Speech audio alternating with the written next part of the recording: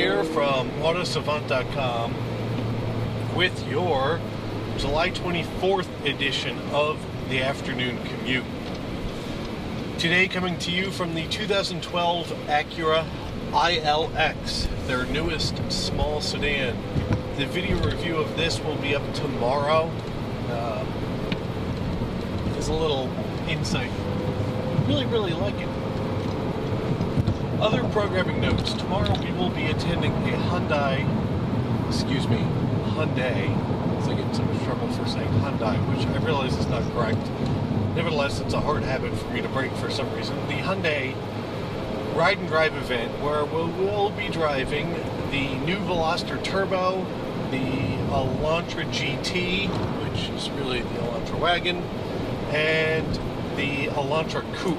So we'll hopefully get video pieces of at least two of those, hopefully and definitely the Veloster Turbo. So that should go up later this week or maybe this weekend. Then on Friday we will hopefully be borrowing Chris Hawk's Corvette.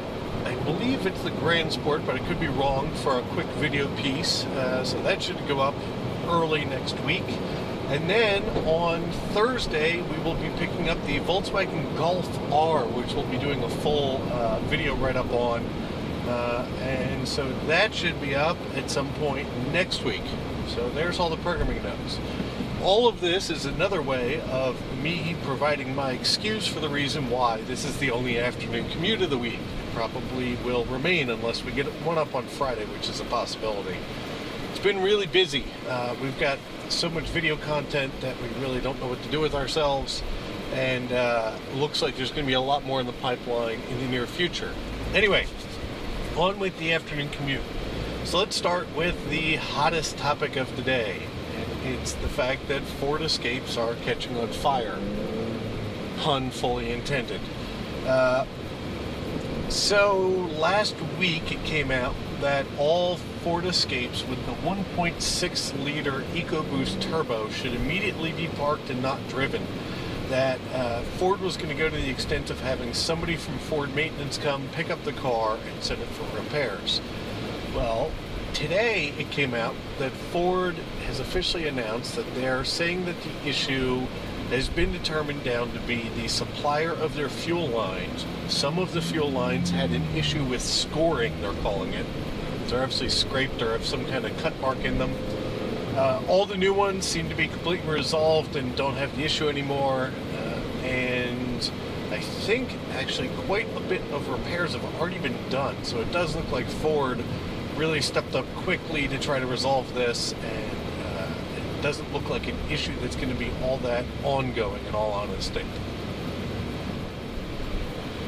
Next up for today, the teaser images of the new Mazda 6 have been floating around for a while. Well, today, the front end of it was officially leaked by a Russian car site, which then spread around the internet like wildfire. Here it is, and in all honesty, it looks quite good. You can see how the design language that's on the CX-5 is going to spread through the Mazda line, has lost the big grinny face on it, and looks pretty clean and pretty good.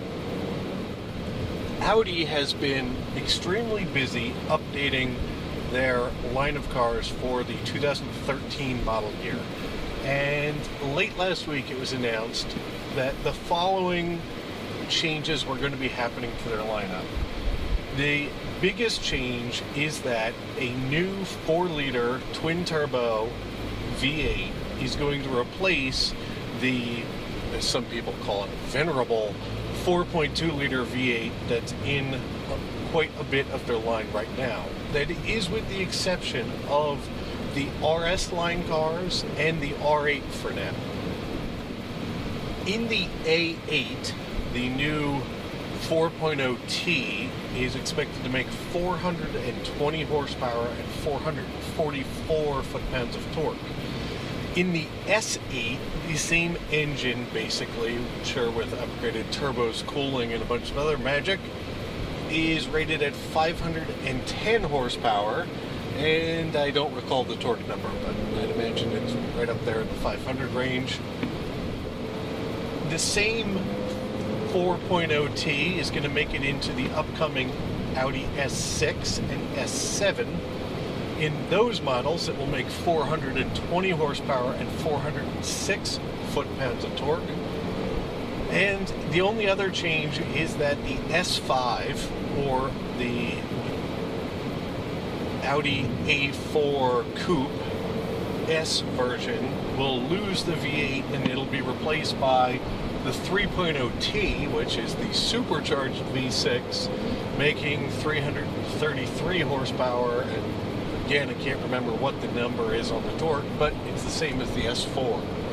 So Audi's really updating quite a bit of their line, and this new 4-liter twin-turbo engine seems to be following their methodology of adding forced induction across almost all of their cars to improve efficiency and power output and everything else.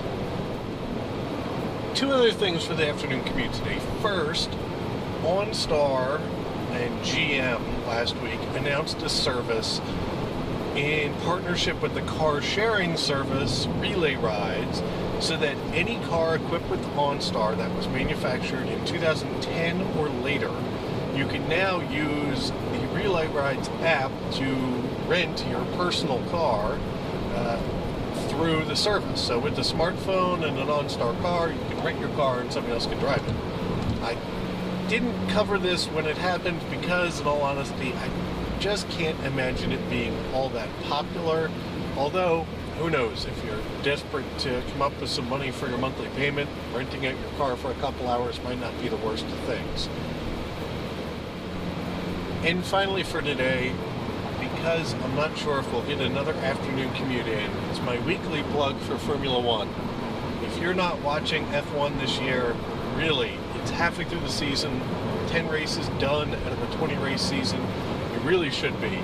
This weekend's German Grand Prix was excellent. Qualifying, the rain really sort of shook up the field, and then the race was competitive and interesting.